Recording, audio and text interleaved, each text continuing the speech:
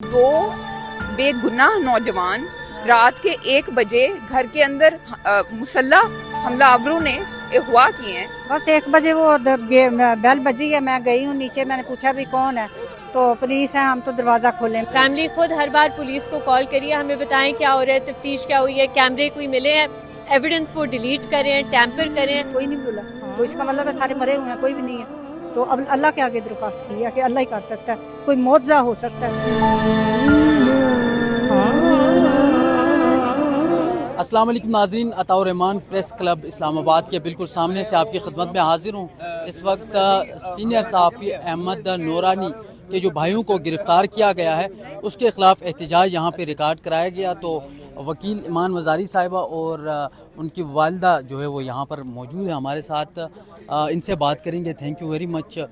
Madam, ये बताएगा कि आपके बेटों को गिरफ़्तार करके मार पीट करके लेके जाया गया, उसके बाद आपसे कोई राब्ता उनका कराया गया है, कोई बातचीत या कोई इदारे की जानिब से जो लोग होते किसी ने कोई बात की? नहीं, हमारे साथ कोई बात नहीं की। क्या मंजर था जब उठा के लेके जा रहे थे? खासकर उस रात की कहानी हमें बताएगा जिस दिन ये छापा पड़ा था, किस तरह पड़ा था, कितने लोग थे? बस 1 बजे वो बेल बजी है, मैं गई हूँ नीचे, मैंने पूछा भी कौन है, तो पुलिस है, हम तो दरवाज़ा खोलें। मैंने कहा भी क्या मसला बताएं, क्या तकलीफ़ है भाई, क्या कोई आपके पास कोई है, कोई वारंट है, कोई किसी ने कुछ किया, कोई हमने जुर्म किया, वो बताएं। तो उन्होंने कहा कि नहीं, आप दरवाज़ा खोलें फिर बताते हैं।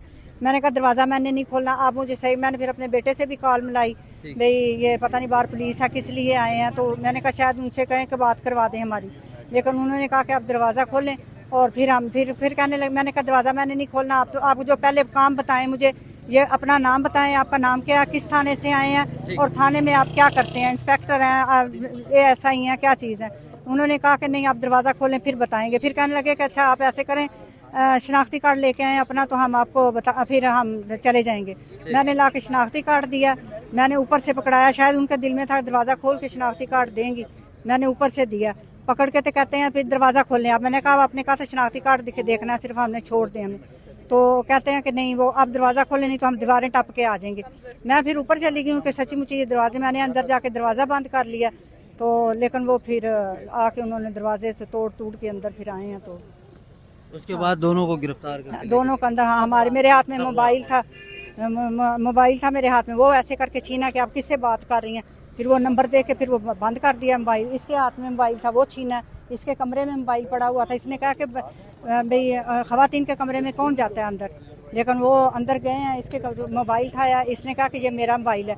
वो समझे हैं कि अली से कह रहे थे अपना मोबाइल दो, उसने कहा मैंने मोबाइल नहीं देना। उसके दोनों बाजू पकड़ के पीछे मरोड़ के, तो फिर उससे वो उन्होंने मोबाइल छीना। मोबाइल छीन के फिर बस अब क्या कह सकता बंदा।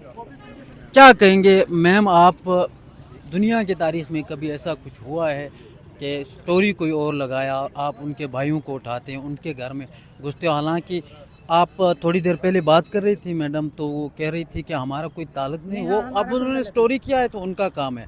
ये बात कहने के बावजूद भी दुनिया के जो नूरानी साहब के भाई हैं, जो इनके 2 बेटे हैं, ये इंजीनियर हैं, इन्हें तो पता भी नहीं है नूरानी साहब क्या सहाफत कर रहे हैं, क्या किस तरह की स्टोरीज कर रहे हैं। तो ये जो एक फॉर्म है कलेक्टिव पनिशमेंट का, नवाज बोली है या वो बिलावल बोला, कौन बोला, कोई नहीं बोला। तो इसका मतलब है सारे मरे हुए हैं, कोई भी नहीं है। तो अब अल्लाह के आगे दरख्वास्त की है कि अल्लाह ही कर सकता है, कोई मौजज़ा हो सकता है।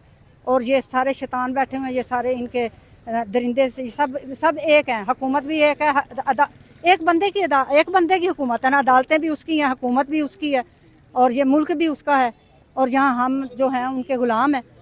गुलाम बन के रहेगा वो फिरता रहेगा जिंदा, जो नहीं फिरेगा या मर जाएगा या कैद हो जाएगा या उसके उठा के ले जाएंगे। यही पैगाम में आप ये बताएगा, जनरल बाजवा के खिलाफ भी ये अहमद नूरानी साहब ने एक स्टोरी की थी, तो उस टाइम पे मरियम नवाज साहिबा जो है काफ़ी तारीफ़ें भी कर रही थी, तो अभी जो है ना वो अभी तारीफ क्यों नहीं कर रही? नहीं, और इस वक्त देखें उन पर पर्चा काटा गया था नूरानी साहब पर, और लोग मरियम नवाज और जो सियासतदान हैं जो फिर किसी के कंधों पर ही आते हैं हमेशा, वो कहते हैं कि जी बहुत अच्छा है, तहकीकाती सहाफ़त होनी चाहिए।